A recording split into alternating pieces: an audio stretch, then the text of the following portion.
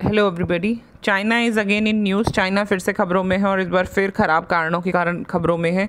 China has been in news for the recent previous 1 or 2 years and for all the bad reasons. और अभी भी एक bad reason की वजह से चाइना खबरों में है। चाइना में अभी अभी एक बीमारी पकड़ी गई है, बीमारी देखी गई है, रिसेंटली डिटेक्टेड ब्यूबियोनिक प्लेग नाम की बीमारी, जिसको ब्लैक डेथ भी कहा जाता है।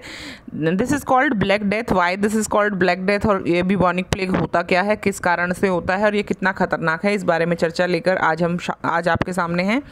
आज हम डिस्कस करने वाले हैं what is bubonic plague, how it is spread and what are the reasons जिसकी वजह से ये काफ़ी खतरनाक बीमारी या ब्लैक डेथ के नाम से जानी जाती है। चाइना में अभी एक बीमारी की 2 केसेस आए हैं। जगह का नाम है बयान नूर, जो कि इनर मंगोलिया में है। मंगोलिया एक इंडिपेंडेंट टेरिटरी थी पहले और अब चाइना का अभी उस पर कंट्रोल है। वहाँ पर चाइना में इनर मंगोलिया में बयान नूर नाम की जगह पर ब्लैक डेथ यानी कि ब्यूबियोनिक प्लेग से अभी 2 मौतें हुई हैं। उन 2 मौतों के कारण यहाँ पर अलर्ट लेवल 3 जारी कर दिया गया है चाइना में, जिसके कारण काफ़ी लोग सदमे में हैं, काफ़ी लोग हैरान परेशान हैं, because they are not able to locate कि ये बीमारी आई कहाँ से। वैसे ब्यूबियोनिक प्लेग या फिर जिसको हम कहते हैं ब्लैक डेथ, ये एक नई बीमारी नहीं है, काफ़ी सालों से इंसान के साथ है, because it is spread by the rodents के कारण ये एक फैलती है। इसको ब्यूबियोनिक प्लेग भी कहते हैं। इस कारण इस जो न्यूज़ आई थी अभी इनर मंगोलिया बयान नूर से, वो न्यूज़ ये थी कि एक 27 साल का इंसान और उसके 17 साल का भाई, दोनों की डेथ हो गई है ड्यू टू प्लेग के कारण। जो डेथ होती है that is obviously very dangerous, because 24 घंटे में आपकी डेथ हो जाती है। आपके पास ज़्यादा चांसेस नहीं होते हैं इससे बचने के। ब्लैक डेथ या ब्यूबियोनिक प्लेग 1300 या 14th सेंचुरी में एक बार आई थी, जिसके कारण 50 मिलियन के करीब लोग यानी कि 5 करोड़ के करीब लोग, जो कि यूरोप की आधी जनसंख्या थी, they died due to this disease. तो तब से इसको ब्लैक डेथ कहा जाता है, इस बीमारी को। ब्यूबियोनिक प्लेग एक बैक्टीरियल डिजीज़ है क्या मैं बता दूं, बैक्टीरियल डिजीज़ है। It caused by the bacteria Yersinia pestis. ये बैक्टीरिया क्या है, जूनोटिक बैक्टीरिया है। जूनोटिक बैक्टीरिया का मतलब क्या होता है बेटा, जूनोटिक बैक्टीरिया यानी कि एनिमल से इंसान में आ जाता है। जो बैक्टीरिया एनिमल से इंसान में आता है और बाद में ह्यूमन टू ह्यूमन ट्रांसमिशन भी इसका हो जाता है, विच इज़ वेरी डेंजरस, क्योंकि हम लोग ह्यूमंस को अवॉइड नहीं कर सकते हैं। We can stay away from marmots and rodents, और उनका मीट ना खाएं, ऐसा हो सकता है। और ज़्यादातर कारण इसका रॉडेंट मीट ही है, बिकॉज रॉडेंट्स को आप पालते हैं और इधर उधर रखते हैं, उसी से ये जो बैक्टीरिया है थ्रू अ फ्ली, एक फ्ली के थ्रू आपके ऊपर आ जाता है, थ्रू द फ्ली की बाइट से। WHO ने काफ़ी इसके बारे में सोचा कि because it has been very alert situation in the recent 1 year, क्योंकि काफ़ी बीमारियां आगे आ रही हैं, कभी कुछ, तो इस कारण काफ़ी चीज़ें अलर्ट में चली गई हैं। अभी हम देखते हैं कि क्या ये बीमारी कितनी खतरनाक है और किस कारण से हो रही है। एक फ्ली होती है बेटा, एक मक्खी जैसी चीज़ होती है, which flies from to humans from rodents. जब हम रॉडेंट्स के टच में आते हैं तो वो रॉडेंट की बॉडी पर होती है और उसके कारण वो ह्यूमन बॉडी पर आ जाती है। That is the main cause of spread. That is why it is called zoonotic bacteria, because it travels from rat to flea to human beings. अब हम देखते हैं इसका साइकिल। पहले तो हम देख लेते हैं ब्यूबियोनिक प्लेग अगर आपको हो जाता है तो आपको क्या सिम्टम्स होते हैं। ब्यूबियोनिक प्लेग के सिम्टम्स होते हैं स्वॉलन लिम्फ नोड्स, जो भी जोड़ों में लगभग आपके लिम्फ नोड्स होते हैं उस सब में स्वेलिंग हो जाती है, लम्प्स हो जाते हैं अंडर आर्म्स में, गर्दन के आसपास, फीवर होता है, हेडेक होता है और मसल पेन होता है। ब्लैक होने लग जाती है आपकी बॉडी एंड विदिन 24 hours आपकी डेथ भी हो सकती है। तो इतनी खतरनाक बीमारी है, इसलिए इसके बारे में alert level 3 has been designed और वहाँ पर दे दिया गया है चाइना में, बिकॉज अगर एक बार ये स्प्रेड होनी शुरू हो जाती है तो इट्स हार्ड टू कंट्रोल। उसके बाद है क्या ब्यूबियोनिक प्लेग। टाइम्स ऑफ इंडिया का एक आर्टिकल है, उसके थ्रू उन्होंने बिल्कुल क्लियरली बताया है कि July 7 को China confirms a case of bubonic plague in Inner Mongolia. Bubonic plague होता क्या है, एक इन्फेक्शियस डिजीज़ है। ऑब्वियसली इन्फेक्शियस डिजीज़, ये वायरल डिजीज़ नहीं है कोविड-19 की तरह। Corona is also an infectious disease, but that is caused by a virus, and the bubonic plague which we are talking about is caused by a bacteria Yersinia pestis found in small mammals and their fleas. उनके ऊपर sir पे जो उनके शरीर पे जो जुएँ type रहती हैं उनके अंदर पाया जाता है। कैसे फैलता है बेटा ये, how it is infected, how its get infected, ये बहुत ज़रूरी है सीखना, because that is the most important part. सीखेंगे नहीं तो पता कैसे चलेगा।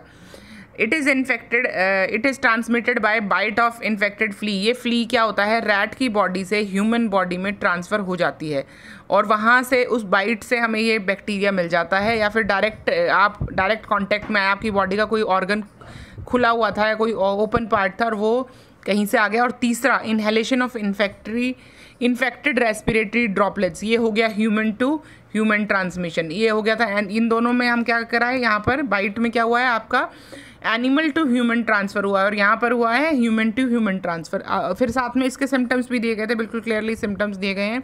आपको ठंड लगती है, शिवरिंग होती है, हेडेक होता है, फटीग होता है, मसल एक होता है, ये सारी इसकी चीज़ें हैं। Untreated plague can be fatal. अब यहाँ पर एक चीज़ लिखी गई है कि सिर्फ अनट्रीटेड अगर रह जाता है तो फैटल होता है, बिकॉज जब 1300 में यूरोप में ये केसेस हुए थे तब यहाँ पर हमारे पास क्या नहीं थी, एंटीबायोटिक्स नहीं थी। अभी हमारे पास बहुत लेवल की अलग अलग टाइप की एंटीबायोटिक्स हैं, तो ज़्यादा डरने वाली बात नहीं है। लेकिन अगर अनट्रीटेड रह जाता है, क्योंकि इसका incubation period is 1 to 7 days, within 1 to 7 days या 1 to 3 days you are suppose to find out कि आपको क्या बीमारी है, क्यों हो रहा है फीवर, या फिर क्या हो सकता है। इसलिए early diagnosis is very important, आपको पता चल जाए कि आपको बीमारी क्या है। फर्टिलिटी रेट बेटा लगभग 30 to 100% है, 100% लोग भी मरे हैं और कुछ लोग बचे भी हैं, तो इसका कुछ ऐसा नहीं है कि कितने % लोग मरेंगे या कितने बचेंगे।